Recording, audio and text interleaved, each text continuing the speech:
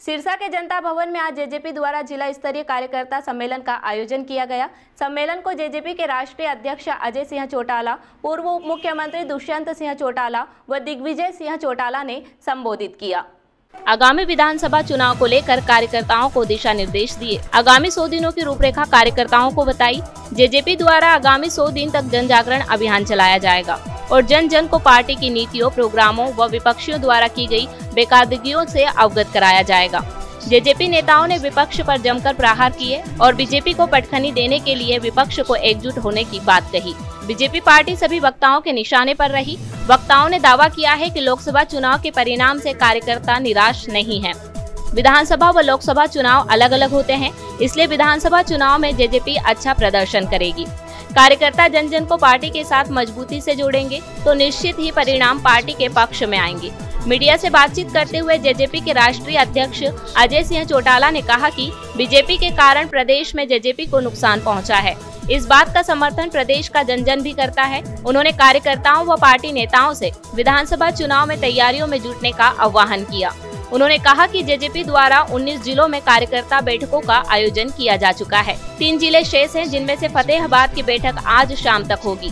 शेष 2 जिलों की बैठक भी जल्द ही कर ली जाएगी। जेजेपी प्रदेश के कितने सीटों पर चुनाव लड़ेगी, इसके जवाब में अजय सिंह चौटाला ने कहा कि पहले चुनाव घोषित होंगे, उसके बाद ही इस बारे में कोई फैसला लिया जाएगा। Byte Ajay Singh Chautala, voice second, VO second. पूर्व उप मुख्यमंत्री दुष्यंत चौटाला ने मीडिया से बातचीत में कहा कि कार्यकर्ता अगले 100 दिनों तक जन जागरण अभियान चलाएगा। मजबूती से पार्टी की जनहितैषी नीतियों से जन जन को अवगत करवाएंगे। उन्होंने कहा कि राज्यसभा चुनाव में बीजेपी को पटखनी देने के लिए विपक्ष को एकजुट होना जरूरी है और विपक्ष द्वारा साझा उम्मीदवार उतारा जाना चाहिए। उन्होंने कहा कि वे नेता प्रतिपक्ष राज्यसभा चुनाव को लेकर मैदान छोड़ चुके हैं। दुष्यंत चौटाला ने कहा कि हुड्डा चाहे तो खुद राज्यसभा चुनाव के लिए नामांकन भरे या साझा उम्मीदवार उतारने में बाकी पार्टियों का साथ दे। उन्होंने कहा कि फिलहाल तो हुड्डा मैदान छोड़ चुके हैं, लेकिन उनका प्रयास रहेगा कि साझा उम्मीदवार मैदान में उतरे। Byte Dushyant Chautala, VO third. JJP के महासचिव दिग्विजय चौटाला ने कहा कि आज की बैठक पूरी तरह से सफल रही। कार्यकर्ताओं में लोकसभा चुनाव परिणामों से कोई निराशा नहीं है। वे पूरे उत्साह के साथ बैठक में शामिल हुए हैं। उन्होंने कहा कि जेजेपी पार्टी इस चुनाव में सिरसा के साथ साथ पूरे प्रदेश में अच्छा प्रदर्शन करेगी। दिग्विजय चौटाला ने कहा कि प्रदेश की सभी 90 सीटों पर चुनाव लड़ा जाएगा। गठबंधन को लेकर पूछे गए सवाल के जवाब में दिग्विजय चौटाला ने कहा कि संभावनाओं से इंकार नहीं किया जा सकता। समान विचारधारा रखने वालों से गठबंधन संभव है। उन्होंने कहा कि इस चुनाव को लेकर जेजेपी द्वारा डबवाली में प्रदेश का पहला चुनाव कार्यालय खोला जाएगा और 21 जुलाई को उसका शुभारंभ होगा। डबवाली इस चुनाव से लड़ने की इच्छा के सवाल पर उन्होंने कहा कि पार्टी इच्छा होने पर टिकट नहीं देती। सभी समीकरण देखे जाते हैं और उसी के आधार पर फैसला लिया जाता है। बाइट दिग्विजय सिंह चौटाला।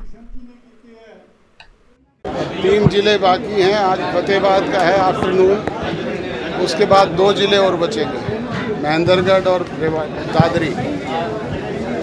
आज बहुत सफल मीटिंग सिरसा जिले की हुई है और सिरसा जिले में कार्यकर्ताओं में बहुत उत्साह है, हौसला है और कतई लोकसभा चुनाव को लेकर के कोई निराशा नहीं है। वो अलग चुनाव था, ये अलग चुनाव है और आप देख रहे हैं किस प्रकार तमाम कार्यकर्ता बहुत जोश से और बहुत उम्मीद से पार्टी के नेताओं की बात सुनने आ जाए और उसी ऊर्जा से अब अपने अपने घरों को लौट रहे हैं। मुझे उम्मीद है कि विधानसभा चुनाव में सिरसा में पार्टी बहुत अच्छा रिजल्ट। डॉक्टर साहब ने आगामी कैसे चुनाव लड़ना है कार्यकर्ताओं को दिशा निर्देश भी दिए हैं और मजबूती के साथ 100 दिन मैदान में उतरकर सभी कार्यकर्ता इस लड़ाई को लड़ने का भी काम करेंगे और आगामी परिस्थितियों को बदलने का भी काम। जिस तरह हरियाणा के हालात हैं, बीजेपी लोग कह रहे हैं कि अल्प में है, कांग्रेस के पास भी अब विधायक इतनी ज़्यादा नहीं है, राज्यसभा चुनाव की दोनों में पेच फंसा हुआ है। देखो, राज्यसभा विपक्ष को एक साझा उम्मीदवार उतारना चाहिए और विपक्ष की एकता होगी तो भारतीय जनता पार्टी को राज्यसभा में पटक नहीं दे पाएंगे। मगर मुझे लगता है नेता प्रतिपक्ष जो है उनने मैदान पहले ही छोड़ दिए, वो कमजोरी अपनी दिखा चुके हैं।